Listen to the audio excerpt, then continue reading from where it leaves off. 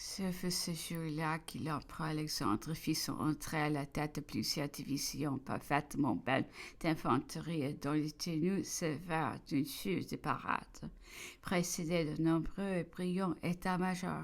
Son cortège, en avançant sur le boulevard, fut bientôt augmenté d'une foule de Français que nos armées n'avions jamais vus dans leur rang. Des Montmorency, des Doudeauville, des Noailles, qui voyons l'ennemi pour la première fois, s'empressant de lui faire les honneurs de la capitale et de mettre à ses pieds les hommages et la joie du peuple français. À les entendre, la France entière soupirait après lui depuis 20 ans, à mesure que le cortège avançait vers le boulevard de la Madeleine. La foule s'est grossissée, formée de toute la bonne compagnie de salon, des femmes parées comme pour une fête, ivres de joie et comme frappées de folie. Agitions le mouchoir en criant « Vive l'empereur Alexandre !» Les fenêtres et les calèches découvertes en étaient encombrées. Je n'étais pas assez éloignée pour ne pas reconnaître parmi elles beaucoup des dames dont les maris avaient pendant longtemps rempli des fonctions élevées à leur queue déchue, et qui, elles-mêmes comblées d'honneur et de richesses, avaient été attachées au service des deux impératrices. Je pourrais le nommer, mais pourquoi flétrir leur nom?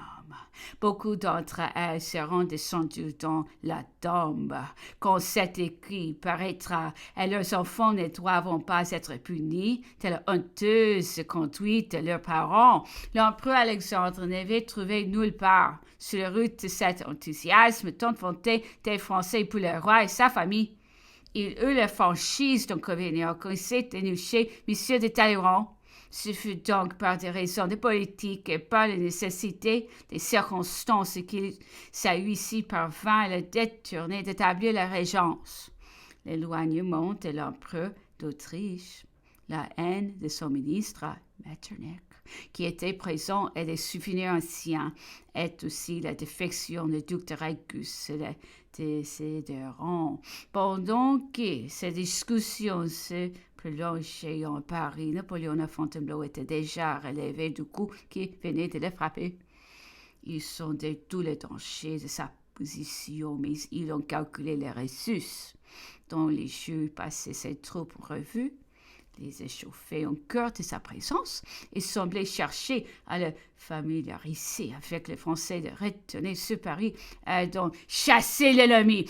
Ce coup du désespoir de leur part, de tels hommes pouvaient avoir des suites terribles, malgré la discipline sévère exercée sur les troupes étrangères. Les soldats qui les casernes ne pouvaient en contenir étaient occupés à des distances considérables. Beaucoup d'officiers étaient logés dans des hôtels loin de leurs soldats. Les spectacles, les cafés, les cabarets et tous les lieux de prostitution en étaient remplis jusque fort avant dans la nuit. Attaqués de tous côtés, trouvant des obstacles à chaque pas, put se réunir. Et des ennemis dans chaque rue, la confusion pouvait se mettre dans ces troupes et le terrible cri de « Vive l'empereur !»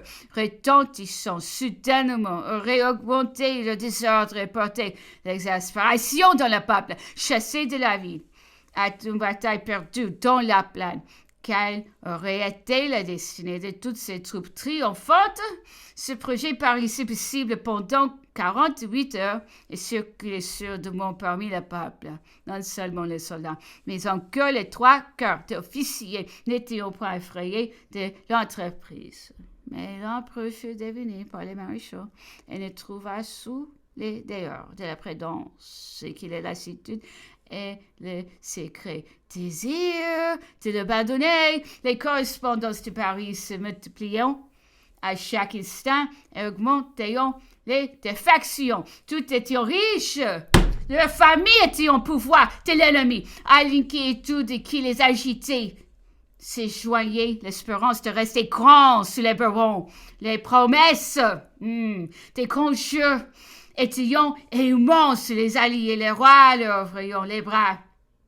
Ils se voyaient déjà maréchaux de France, à la vieille monarchie, la croix de Saint-Louis, l'ordre du Saint-Esprit, les gouvernements, les faveurs de la cour, prévenant se contester sur les plus anciennes familles, leurs noms placés à côté de ceux des terrains, des villas, brillant à leurs yeux d'un éclat qui ne redoutait aucune comparaison, même dans l'avenir. Ces illusions d'enfants!